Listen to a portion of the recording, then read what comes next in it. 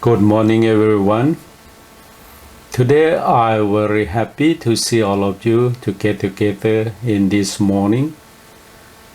Today is a very special day for us as Buddhists around the world, especially in Thailand or in any country that we can call the Theravada Buddhism. Today we celebrate the Dhamma Day or Sangha Day or whatever you can call, but in Pali we call Asalhapuja Day.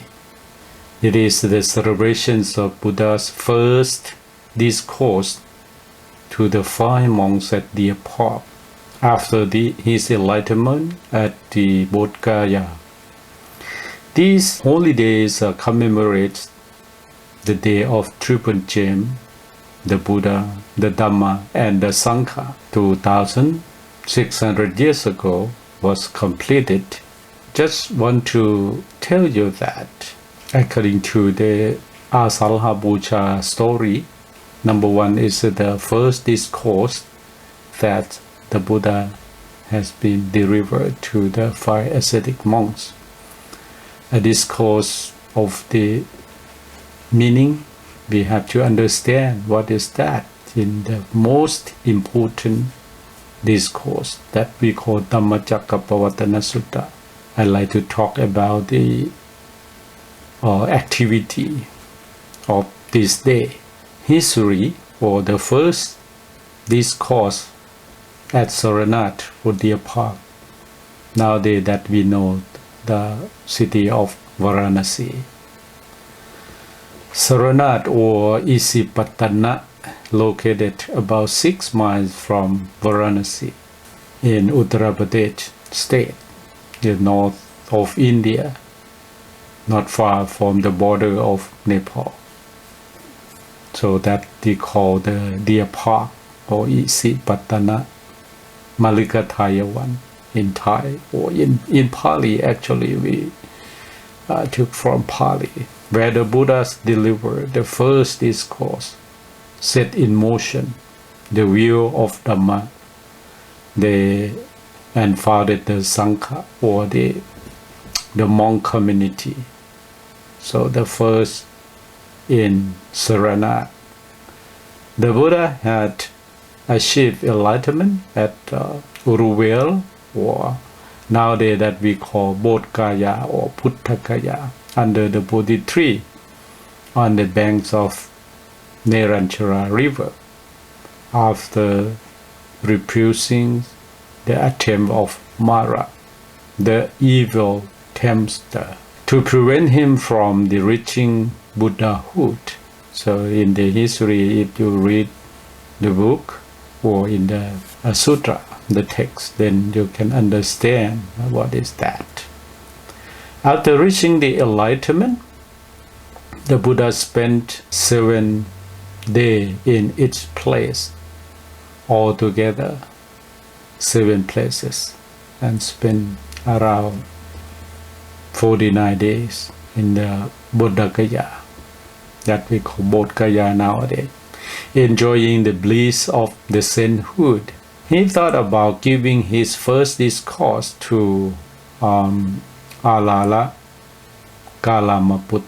a wise man who would quickly acknowledge the truth of the Dhamma.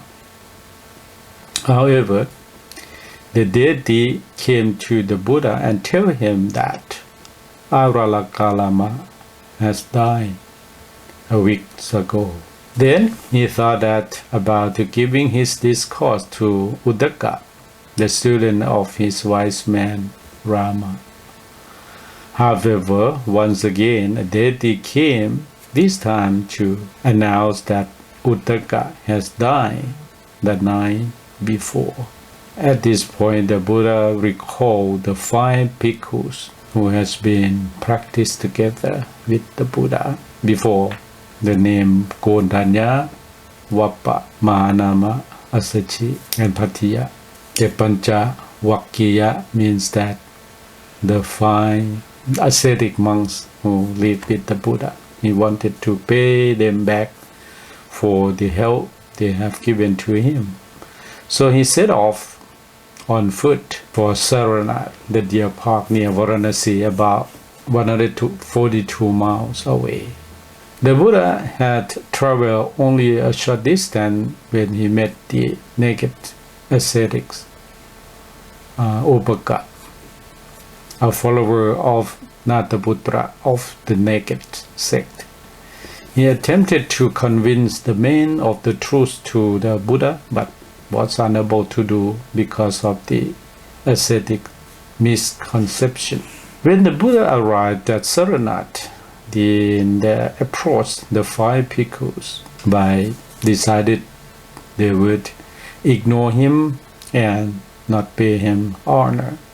However, when the Buddha came near, they lost their resolve because they were so impressed by the glory and sincerity of the countenance. They greeted him and called him friend, prepare a seat for him, prepare the water, and wash his feet. The Buddha told the 5 ascetics that he was the fully enlightened one, and that he would teach them the truth of Dhamma. He said that if they practices the Dhamma as instructed by him, they would achieve Nibbana or enlightenment. For a time, but after a while, realizing that he never made such claims in the past, they became receptive to these words. The Buddha delivered amongst his first discourse that we call Dhammacakkappavattana Sutta, setting the motion, the wheel of the Dhamma. Hearing the Buddha's discourse, the 5 ascetics became convinced of the truth of what he said. At the end of the discourse, one of the bhikkhus, Gontanya, completely understood heart of Dhamma. Whatever is subject to originations is also subject to passing away. The 5 monks were subsequently ordained by the Buddha. The Sangha, the order of monks, was established. So that's why we call this day, sometimes we call the Sangha Day. Look at the meaning or the significance of the Asalhapuja Day. The Pali word Asalha is that number, means that the number 8 month of the old Indian calendar or the Indian lunar month. So Asalhapuja Day is celebrated on the full moon day of 8th month. In the Georgian calendar, usually falls in July. Asalhapuja Day is important because it commemorates the Buddha's first discourse.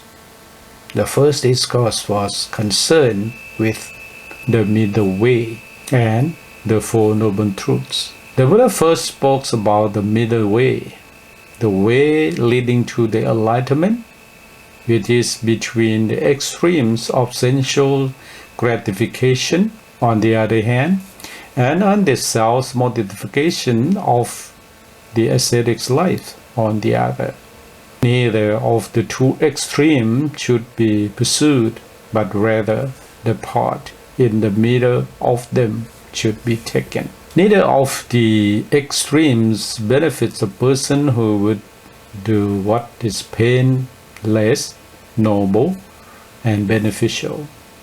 Neither brings freedom from the 10 fetters: personality, beliefs, skeptical doubt, clinging to rules and rituals, sensual craving, ill will, craving for refined material existence, or they call aruparaka, craving for a material existence or aruparaka, vanity, restlessness, and ignorance. It is the middle path that brings about knowledge, peace, and enlightenment. Since the Buddha's first discourse encapsulates the Dhamma presented to the world for the first time, it is understandable that his sermon would include a presentation of the Four Noble Truths. Number one, the first of these truths is the Noble Truth of suffering, or in Pali that we call dukkha. Suffering includes all those things troublesome to a human being: aging, illness, death, experiencing what is displeasurable, experiencing the end of something pleasurable, falling into get what one desires. In short, the five aggregates as those things to which we cling constitute suffering. If we observe that problems and problem-show situations of our lives, we can see how this brings about dukkha or suffering. We come to realize that everything experienced is subject to instability, decay, and change. Second noble truth is the noble truth of the origins of suffering, dukkha samudaya in Pali. It is a craving that keeps the cycle of dependent origination or paticcasamuppada going, which causes the emergence of the suffering selves. Craving is for sensual pleasures, for existence, and even in explanation, it is the result of origin.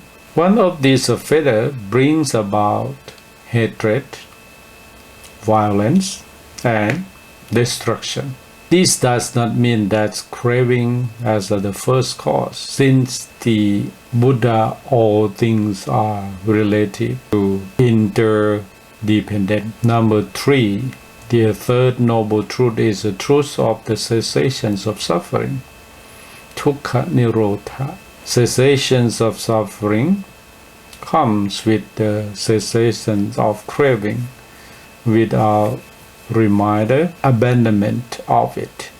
With freedom from it, with freedom from craving comes freedom from all the defilements. 4. The last of the truths about which the Buddha preached into the first discourse is the truth concerning the way leading to the cessations of suffering, dukkha nirodha minipata. That is the Noble Eightfold Path, the middle way. The Noble Eightfold Path includes right understanding, right thought, right speech, right action, right livelihood, right effort, right mindfulness, and right concentration. So you must understand about the Four Noble Truths and the Noble Eightfold Path. The Noble Eightfold Path, the middle way, in its essence amount of this wisdom.